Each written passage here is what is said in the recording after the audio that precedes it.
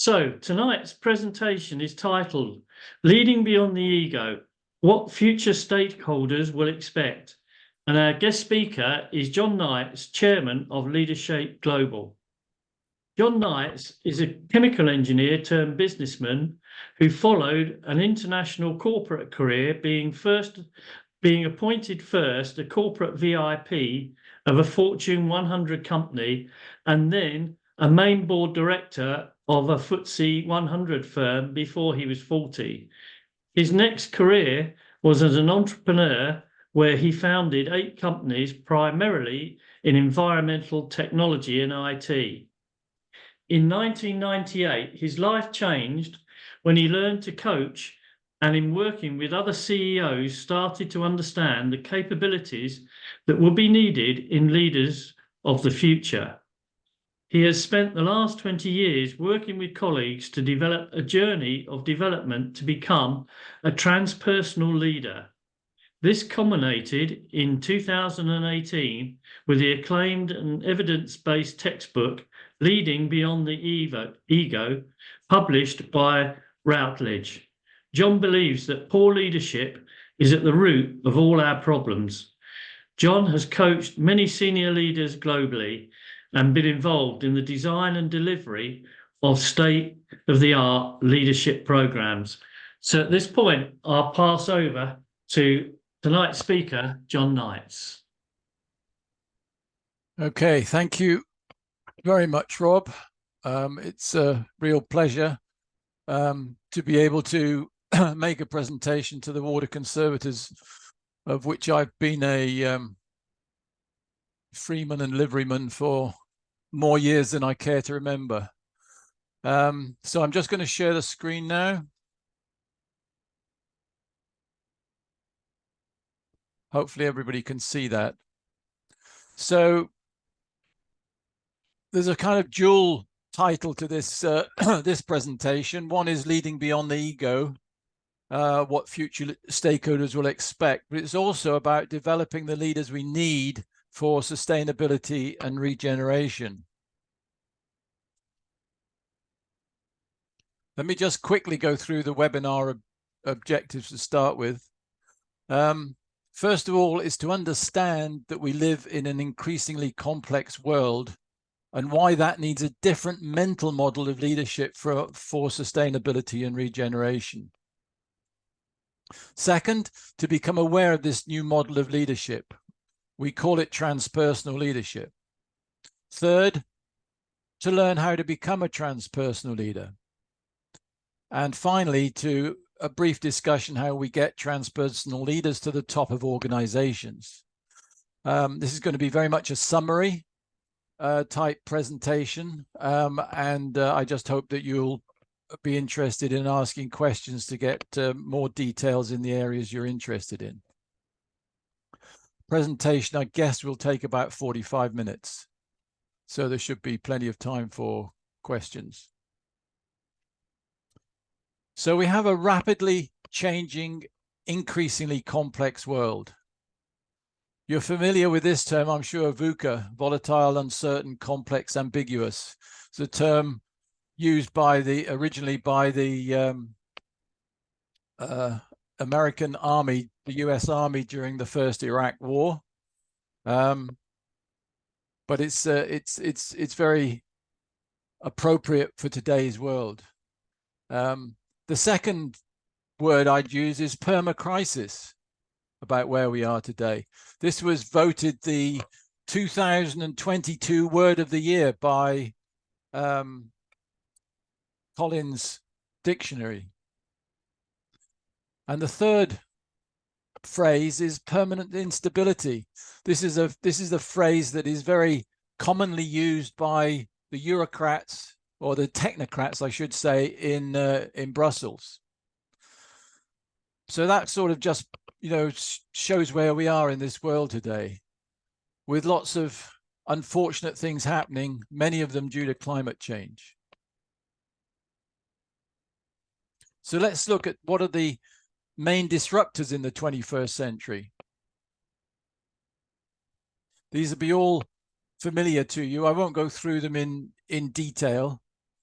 But I think that a real question here is, which do you feel will present the biggest leadership challenges in your working lifetime? And I guess the younger you are, the more complicated that answer is going to be. In fact, it's not only a complicated answer, it's a complex answer, because there's no way that we can know which of those are going to be the most important. We can predict, we can have our opinions, but we won't know until we look back in history which of these disruptors were the ones that were really important. Stephen Hawking has said that, I think the 21st century will be the century of complexity. There is no limit to the complexity that we can build using simple basic laws.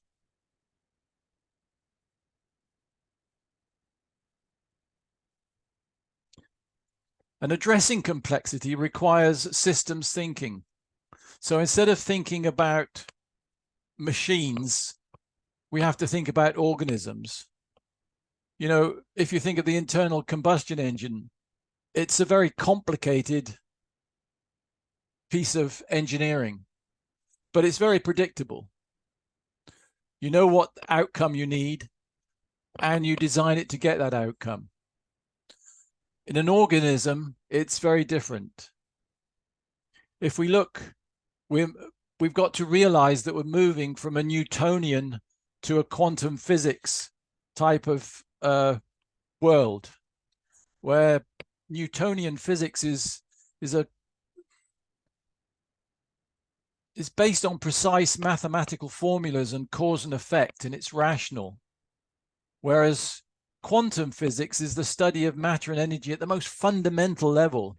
Randomness is built into the system. Observations change its state, and it's about probabilities rather than known outcomes. It's a totally different picture. We can see how complexity has a totally different impact, and how when we design, if we look at this fractal diagram, for example, that is beyond complicated. It's complex. It's the laws of nature, which also means that we need to move from deterministic leadership to non-deterministic leadership, which means that we don't know what the results are going to be, and are more likely to be without common sense and beyond rational thinking. However, it's not about one or the other. We've got to think in terms of both. We will still need the Newtonian thinking, but on top of that, we need to think in quantum terms. So it's thinking more like a gardener than a watchmaker.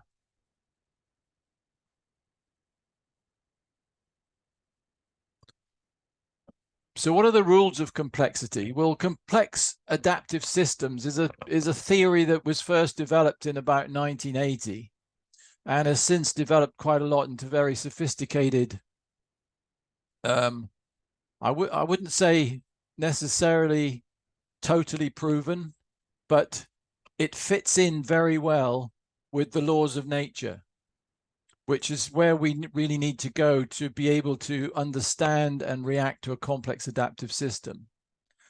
And the simple rules are, apart from it, the need for there to be a clear purpose, is that in a complex adaptive system, there are many individual parts or agents.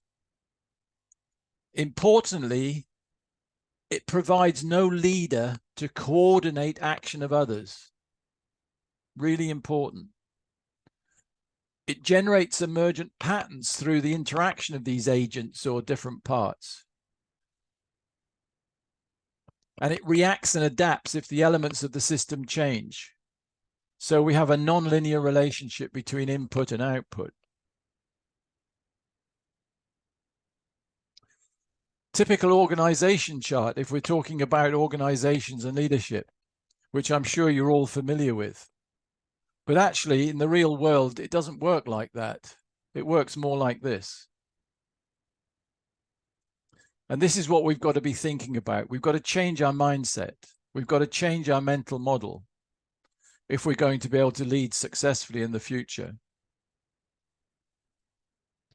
A murmuration of starlings is a very good example of a complex system where there is no individual leader as such.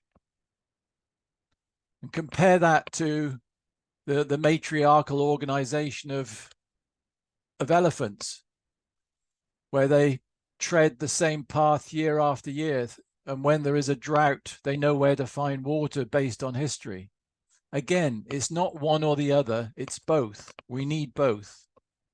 But at the moment, our mindset tends to be on the linear, the Newtonian, the historical.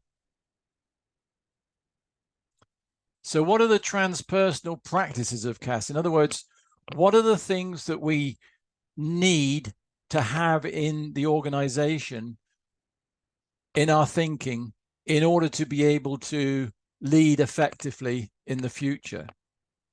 The first one is everyone's a leader. Everybody needs to be a leader. They need to think of themselves as a leader. Whenever you're making a decision, take an action. You are a leader, and that action or decision making is affecting somebody else. We need value-led sustainability. In other words, we need to think about sustainability and regeneration in a way that is for the greater good, not for our own interest. We need to be able to think emergently, holistically. We need to become more self-aware and better at managing ourselves.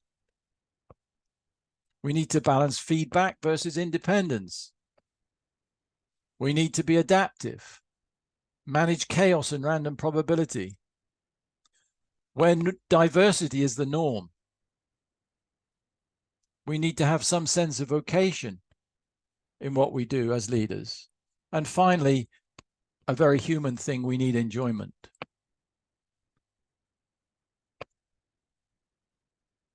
So the right future requires leadership that is more decentralized and distributed, more inclusive yet emergent, more values-based, and more caring. Everyone's a leader. So in providing a strong sense of relevant purpose, we need to decentralize decision-making, but centralizing collaboration, coordination, and communication.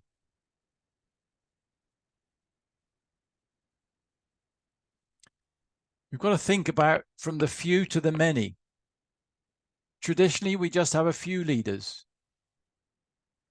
In the future, we will need to have many leaders. When times are complex and decision stakes are high, a wider dialogue with key stakeholders is critical. Leaving decisions to a powerful few, even if talented, is dangerous. And the more power you give to a single individual in the face of complexity and uncertainty, the more likely a bad decision will be made. And it's worth pointing out that the UK, according to the OECD, is the most centralized rich nation in the world. And I'm sure you can think of the many policies and procedures and that we've gone through over the last months and years will demonstrate that. We need to move in how we set strategy. Typically, if you look at the top line there, we have a functional organization where the method of formulation is top down and the outcome is clear, fixed, but not fully owned. It's only owned by the people who set it. We've got to move down that chart. I won't go through the whole thing through matrices and so on and so forth, but at the bottom, we have a complex adaptive system which is both bottom-up and top-down dynamic, with a clear fluid owned. In research that's been done recently, in major decisions, successful decisions, 68% of that decision making has come from the bottom up rather than the top down. The result of that is that we can get autonomy, we can be engaged, empowered, trusting, non-hierarchical, emergent, self-organizing, evolving from the bottom up, continual feedback. Excuse me. Who wouldn't like that? Who wouldn't like to be in an organization like that? It's often idealized as a learning organization, but what kind of culture would this experience deliver? And what kind of leadership would this experience require? That's what we'll move into. So we call it transpersonal leadership. And a transpersonal leader, they operate beyond their ego, realizing personal development and learning is lifelong. They're radical, ethical, authentic, while emotionally intelligent and caring. And they create performance-enhancing, values-based and sustainable cultures.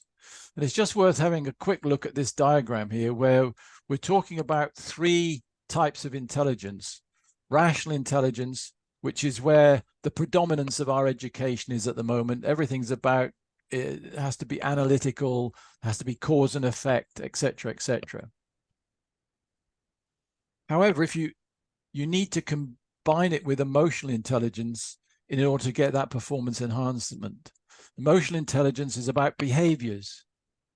It's about relationships. And then spiritual intelligence, which has, by the way, nothing to do with religion in this context, is about values and ethics. If you combine the spiritual and the emotional, that's where you get the caring and sustainability. And it's when you combine the rational and the spiritual that you get ethics. It's important that we have all 3. And it's that sweet spot in the middle that is where leaders need to be, to become and be transpersonal leaders. So moving on to the second stage, so I've tried to set the scene. So how to become a transpersonal leader? That's the next stage. So I love this quote of Tolstoy. Everyone thinks of changing the world, but no one thinks of changing him or herself. He didn't say herself, I guess 200 years ago, or sorry, over 100 years ago, it would have been himself only. But I've taken the liberty of believing that Tolstoy, if he lived today, he would have said herself. This is really important because it's not about what to change the world. There is a natural thinking of how do we affect and change other people and other things. We must look inward, first of all, to how can we change ourselves. We're not usually in the ideal state to be able to move to lead in this complex situation. We have to learn how to do it.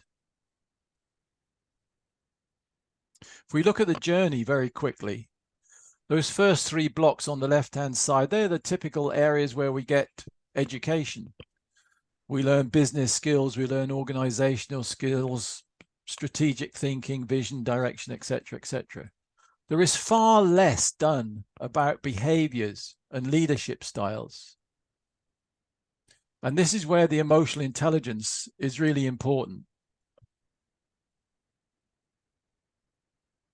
It's about behaviors and relationships. But even that is not enough by itself, because emotional intelligence can be very manipulative. I mean, some people have claimed, for example, that Hitler was more emotionally intelligent than Churchill. I don't know if that's true, but it makes the point. And we see many leaders in this world who are very manipulative.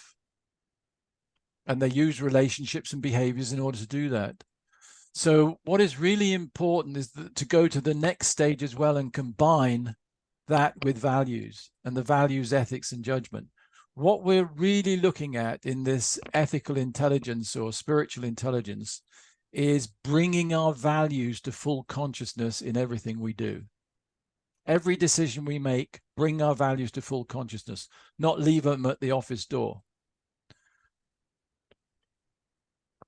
Well, I'm not going to go through this chart, but these are the sort of the 18 steps that we take people through when we're on a journey. And what I'm going to do is just going to deep dive into a couple of these levels, which I hope will be of interest. First of all, let's look at that hierarchy of those three intelligences. The reality is that our rational, intellectual, logical intelligence is something that we are born with, knowing or not knowing, but having a maximum potential. It doesn't mean to say we will reach that maximum potential, but there is a maximum potential within our brain. It can't be rewired, in other words. Emotional awareness, emotional intelligence is another thing. We're able to develop that throughout our lives because it is something that we can rewire. It's what some people call the plasticity of the brain. And that is something that we can work on all the time, even into our old age. And ethical intelligence, spiritual intelligence, can only be utilized effectively by bringing it into our full consciousness.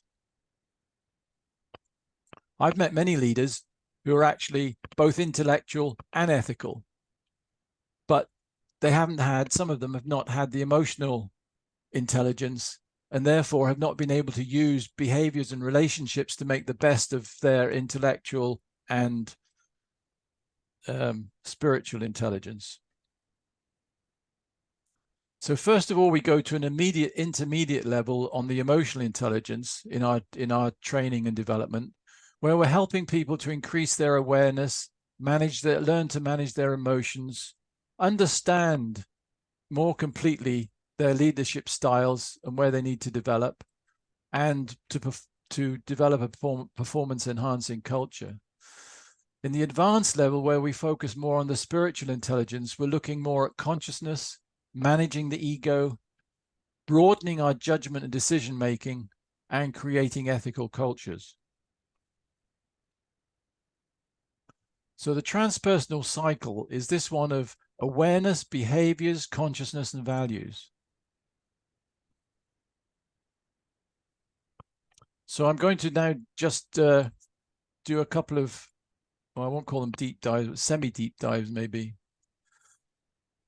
The first thing to remember is that our brain is still the same brain of Stone Age man. We were born, when we are born, we have the same brain that a Stone Age baby had. The difference is that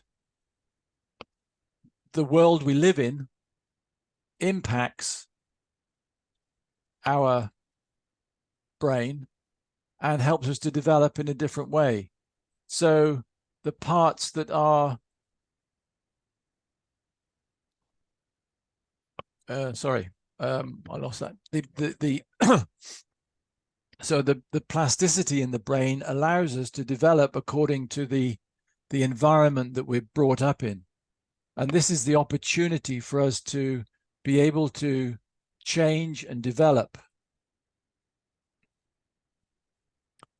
Our original brain amplifies the negative, likes to keep doing more of the same, prepares the worst, exhibit powerful emotions. It's basically in survival mode. And we still have that default, and we have to make sure that we don't go back to that default. So some of it is planned through education, but much of that rewiring is done by chance. It's a question of, you know, which school did you go to, who are your parents, what country did you live in, etc., etc. What we need to do is to have a more planned way about helping people to develop to their maximum to become the right kind of leaders. And it's not about changing personality. It's just about learning to manage it better so we can respond to situations with the most effective behaviors. I mean, you know, I would love it if we could change the whole education system, and so that we actually started with learning social skills much more at an early age. But for the moment, I'm concentrating on adults and leaders.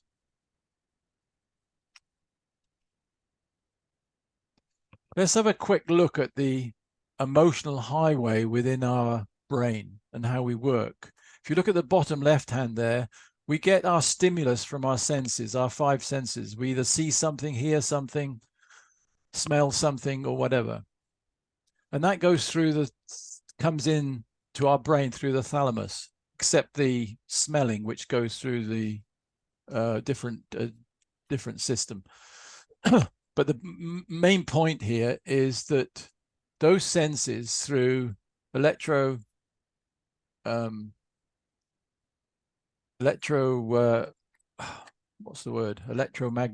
signals, will pass to the amygdala, which is where we get our emotional response. Where possible, the direction is the shortest and fastest possible, which is directly from the thalamus to the amygdala.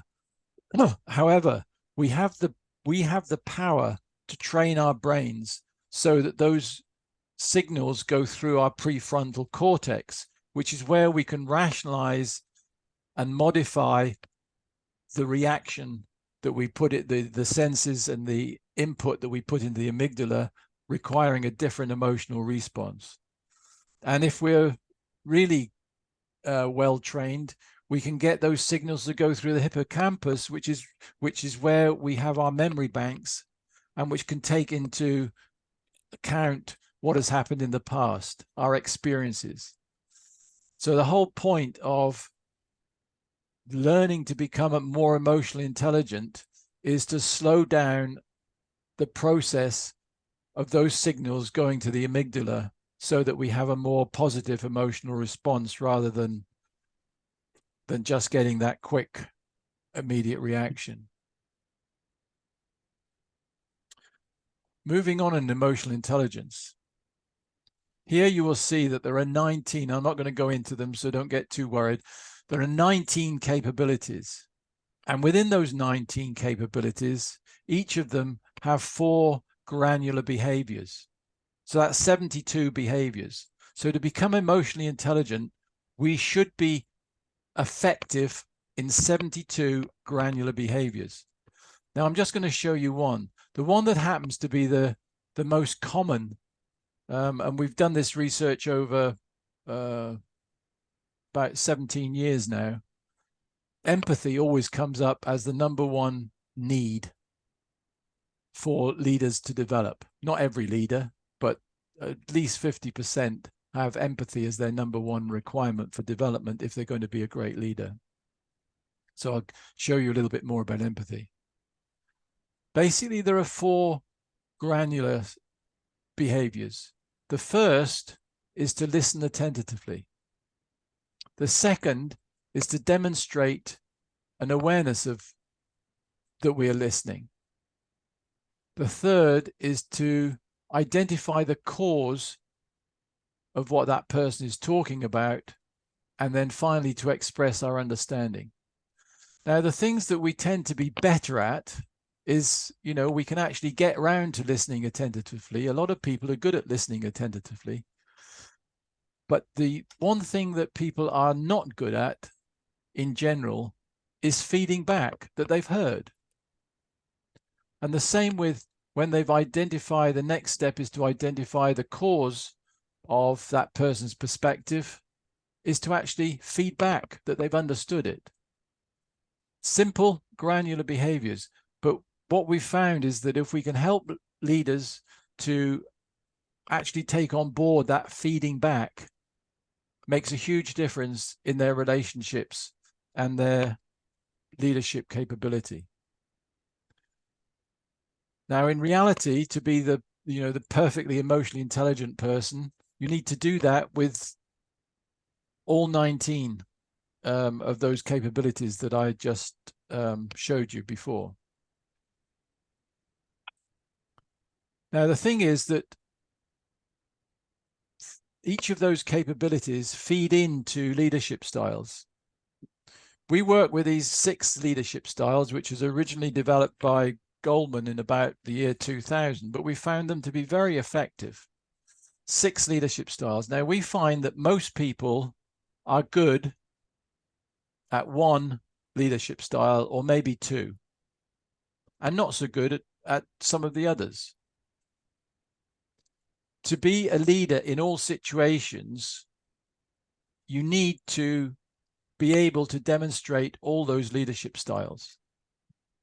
Now, what is really useful here is, how do you do that? Well, the thing is that each of these leadership styles are made up of different emotional intelligence capabilities, and hence different granular behaviors. So each of these styles have between 12 and 16 granular behaviors that you have to be competent in order to use those styles.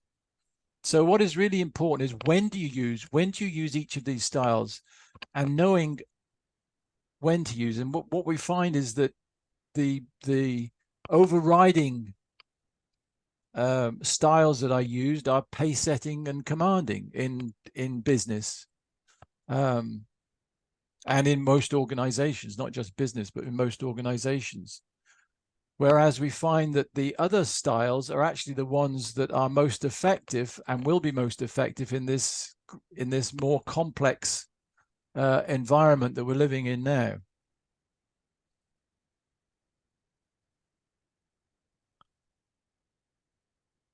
So one of the greatest, most important things, if you go back to what we were thinking about this complex adaptive systems, one of the most important things, if we're going to have less centralization, less hierarchy, more collaboration, more devolving leadership to everybody, then it's very important that we have the right kind of culture. And that is possible, but it's not easy, because these leadership styles tend to lead to these different organizational cultures. And we have 4 parameters for organizational cultures. If you look on the right-hand side, we have power, structure, achievement, and support. And you'll see there are specific leadership styles that create specific cultures. I'll just mention here that if you look at achievement, it is the democratic and visionary styles that create achievement more than any of the other styles. So we've got these 4 parameters of power, structure, achievement, and support. Let's look at some data. We do lots of culture surveys, or we call them culture shapers. But if we look at the typical culture in an organization, and we find this around the world in all sorts of sectors, is that power is usually the most used, the most in place, followed by structure, followed by achievement, followed by support. It's not true of all organizations, but it's overwhelmingly what we find. We might find different levels in different parts of the organization for the actual culture. But we also ask people, what is the ideal culture that they would like to have? And this is based on 60 granular questions that we ask people. And when we complete the survey, we almost always get the same answer for what people think will be an ideal culture. Again, in any country, in any sector. And importantly, for the ideal culture, it tends to be pretty much the same regardless of what level in the organization. So what everybody is wanting is they want high achievement and they want high support. They want to reduce the structure, the hierarchy, and they want to reduce the power. But that is not happening. So what we need is a methodology for how we move from one to the other. How can we actually, as an organization, reduce the power element, the power parameter, loosen up the structure, increase the achievement, increase the support?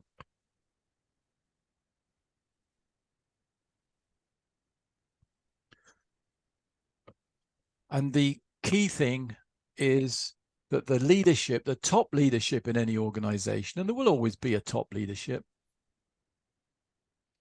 that their role will change fundamentally in a complex, to be successful in a complex system. So that what they are doing primarily is they're setting the climate, they're setting the environment for the employees to thrive. And it's the employees who basically create the culture and create the organizational performance, because the leadership and the decision making is devolved. Okay, let's move a little bit now to the advanced level. Somebody's trying to get in, I see. So let them in. We move into the advanced level. So these are what we call the 8 integral competencies of leadership. We've already talked about the emotional intelligence ones: self-awareness, self-management, social awareness, relationship management. The intellect and logic speaks for itself. That's where all the focus is on education these days. And then we have the personal preferences. I'm sure most of you have done something like a Myers-Briggs or a similar type of questionnaire where you've identified what your personal preferences are. You know, for example, are you an introvert or an extrovert? Do you think through problems or do you feel through problems? Are you judgmental, etc., etc.? And then we come on to this final one, which is spiritual intelligence, which are these 2 sections here. And we've split what we call spiritual intelligence into 2 areas. One is self-determination, and the other is personal conscience. Personal conscience is about who I am. Self-determination is about what am I going to do with who I am. So bringing values to full consciousness. If we look on the left-hand side at these personal conscience values, and there are others, but these tend to be the main ones. If we look at those values that are not in bold, they're the kind of typical things you'll see in a corporate statement, and what leaders think are the most important competencies of individuals or leaders, and so on and so forth: trustworthiness, truth, honesty, excellence, integrity. And they're all important. But there are others that are really important too, especially as we live in a more complex world. We need to think about fairness. We need to think about conscientiousness, humility, even vulnerability, patience, forgiveness, altruistic love. And the one that people often react to is vulnerability. How can being vulnerable be good being a leader? Well, I can tell you from years of experience in working with leaders that those leaders who expose themselves to their own weaknesses, their own failings at the right time, will give the people they work for permission to be vulnerable themselves. They give them permission to accept what their weaknesses are rather than try to hide them, so that they can actually develop and work on them. Very, very important. And I must say that women are usually much better at this than men. In fact, I should mention here, when I mentioned women rather than men, that in all our research over these many years, we found that of those 19 EI capabilities, emotional intelligence capabilities that I listed earlier, women, on balance, overall, are better at 18 of them. The only one that men tend to be better at is self-confidence. But that's for maybe another presentation someday. The importance of women in leadership. The second set of values is self-determination values.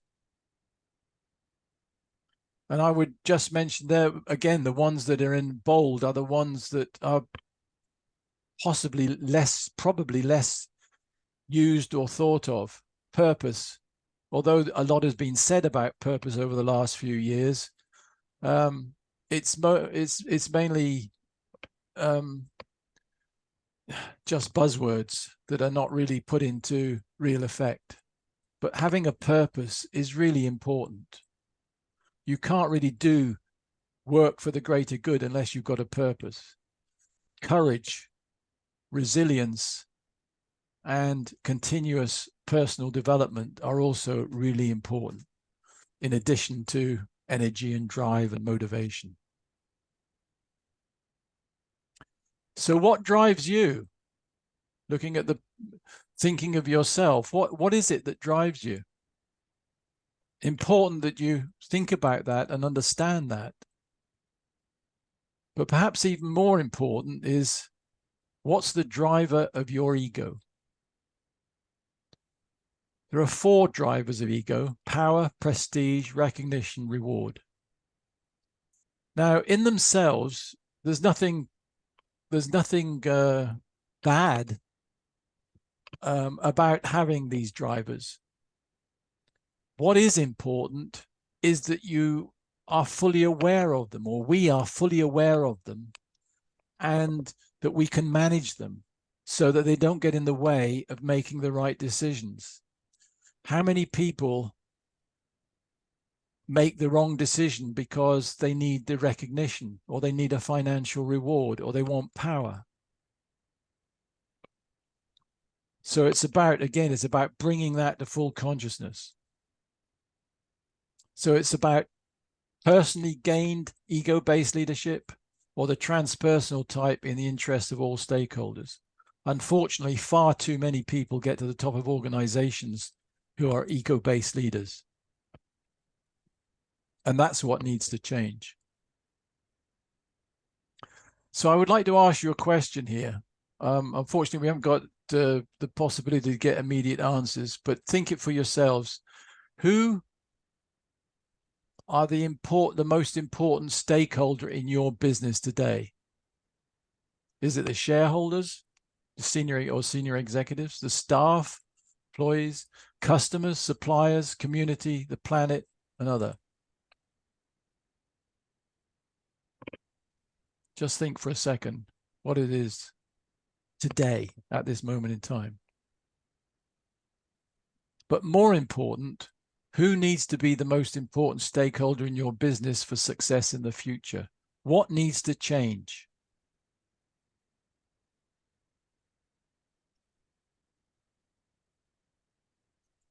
Typically, when we do polls on this, we find that shareholders and senior executives tend to be top of the list. And secondly will be staff or customers, depending on the type of organization. Suppliers very rarely figure. And yet amongst our biggest problems at the moment is supply chain. And community and planet tend to be low on with the current situation at the moment, but tend to be much higher for success in the future. These are critical changes that need to be made by leaders. And we probably need quite a lot of different leaders in order to accomplish that.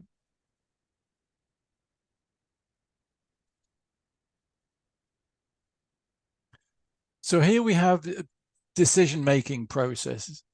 Typically, we are taught again by education to think rationally and logically, which is at a conscious level.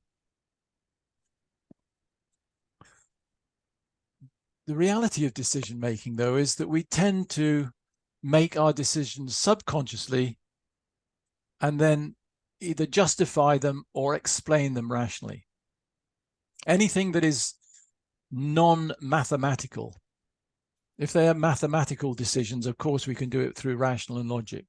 But many of the decisions that we make as leaders are not. They're ambiguous. And we have to rely on our subconscious processes. And there are 4 subconscious processes or non-conscious processes. One is intuition, which is basically decision-making based on our experience. Then there's instinct, which is based on our forefathers' experience. It's what's built into us. You know, typically one can talk about things like, just as an example, things like fear of snakes or spiders or whatever, which tends to be more instinctive. Then there's insight. That's that aha moment when you're in the shower, which may happen at any time. The 4th is our ethical philosophy.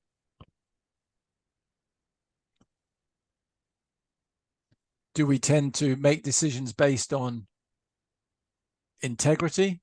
In other words, our belief that they're just the right thing to do? Do we make decisions based on our social conscience? Do we make decisions based on the fact that they're the rules? And the reality is that we all make decisions based on a mixture of those 3: integrity, social conscience, and rules. But we have different grades of which we prefer. We all have one that we believe in most importantly.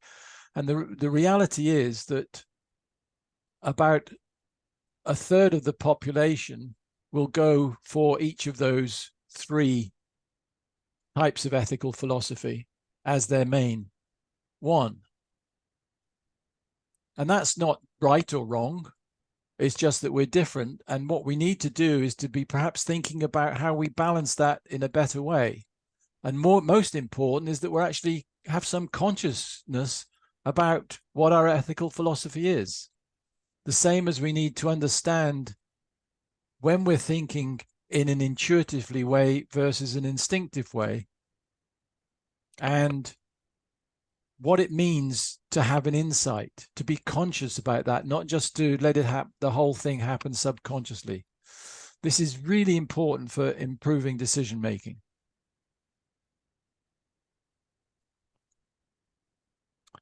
So what is your purpose? In order to find ourselves, our purposes, we need to understand ourselves and our passions and our motivations. This is sort of hierarchy. We can't really work out what our purpose is unless we really understand who we are and what we hold to be true, right and wrong, how we behave, etc.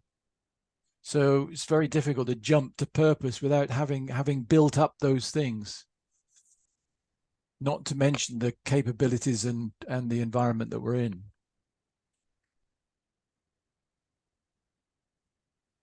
So when we're looking at purpose, just check about this. Check this list here. Number 1 is, I have a broader reason for my actions than the actions themselves. The direction I take is consistent with my values. I think strategically about my life and what is achieved for the greater good. And I understand my goals in life and the purpose it represents. Now, these are difficult questions, but it's something that's really valuable to go through. I mean, I find a lot of people have sort of gone through this subconsciously, but haven't really addressed it in full consciousness. And I think that's a really good exercise, because that helps you to give direction and build your purpose.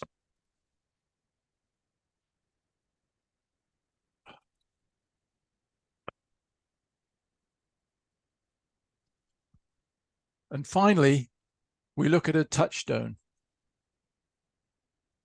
So this is something that can be used whenever we have to make a big decision, a difficult decision, is first to consider not just the logic of the decision, but also the transpersonal qualities.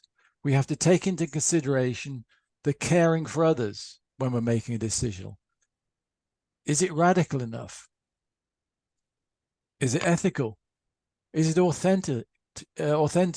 Is it sustainable? Is it emotionally intelligent? Is it performance enhancing?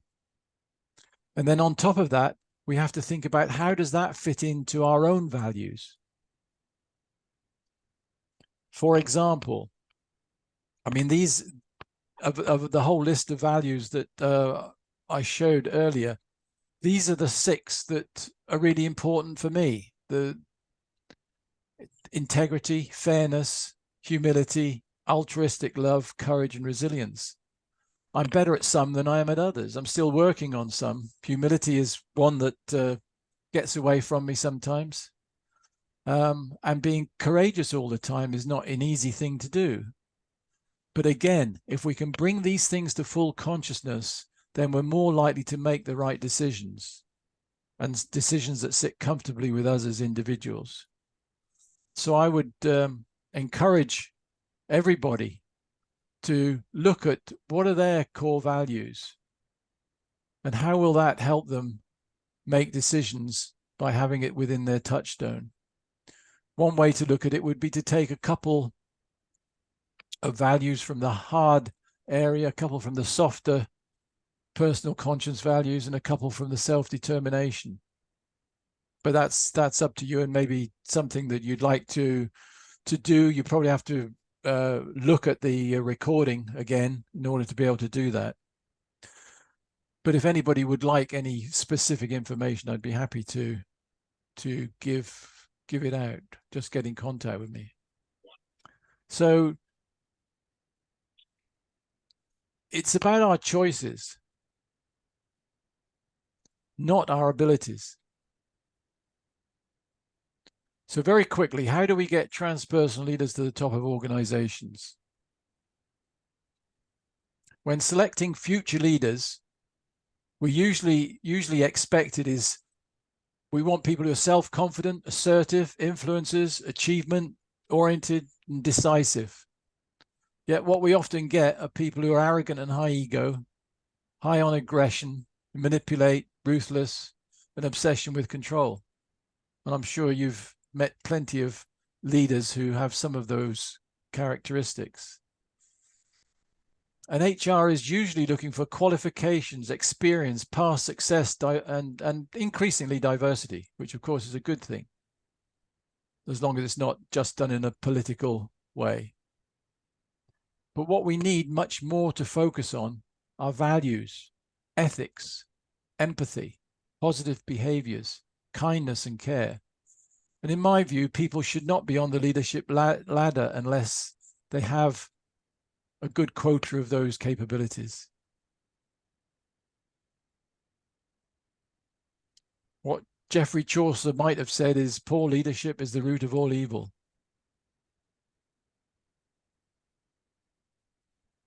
Thank you. So I just mentioned one final thing, and that is that if anybody's interested in a Leadership for Sustainable Transformation program, we're doing one with the GRLI. And you can look at this link, which starts in March. It's an eight-week program, remote and both remote and asynchronous. So let me know if that's of any interest. And these are the kind of references that what I've been talking to you about are based on. Feel free to contact me on LinkedIn at any time. I think that's it for now.